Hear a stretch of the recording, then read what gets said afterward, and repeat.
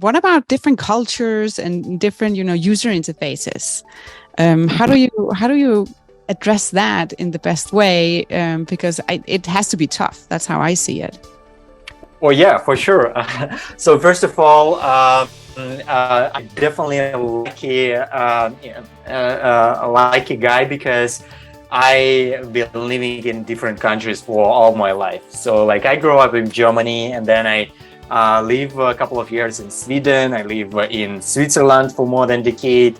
Now I'm living in basically in America, and I as well have experienced travel and live for some time in China.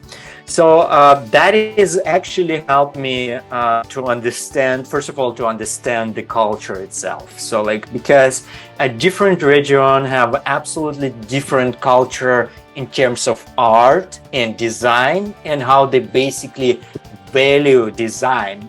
And it's absolutely fascinating how big this difference. Yeah. So for example, the things is good, which is definitely gonna work in China, for example, and the same thing can work in India. They will never work in Europe. It's like just at all. So like that's the thing.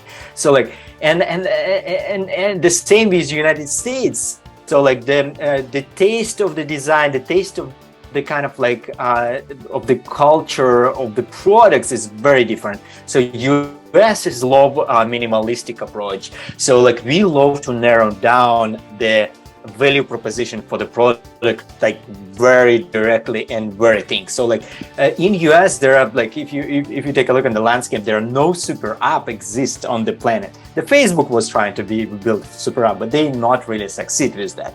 But like we don't like when we have a lot of buttons. More than that, we love Tesla because they don't have buttons. And in I would say Asia is a like completely different story.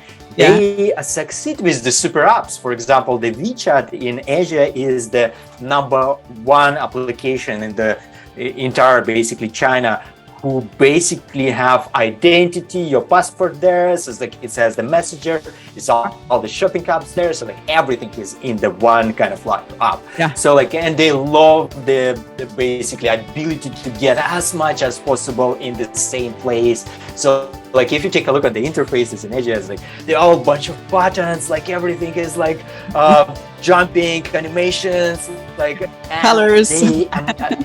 Colors, absolutely a lot of emotion in the same time. And it's amazing for them.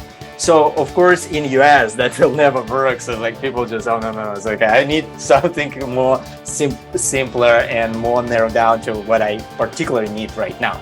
Yeah. So that is basically giving a lot of difficulties, and you're absolutely right to point it out this, because it's make our job really difficult, because we basically need to design different products for different regions, and that's what we do. Thanks for listening to this episode of Mind Innovation Podcast. New episodes are dropping bi-weekly, so make sure you're following wherever you get your podcast.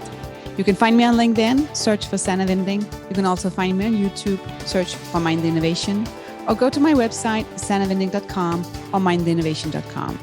Stay curious, keep learning.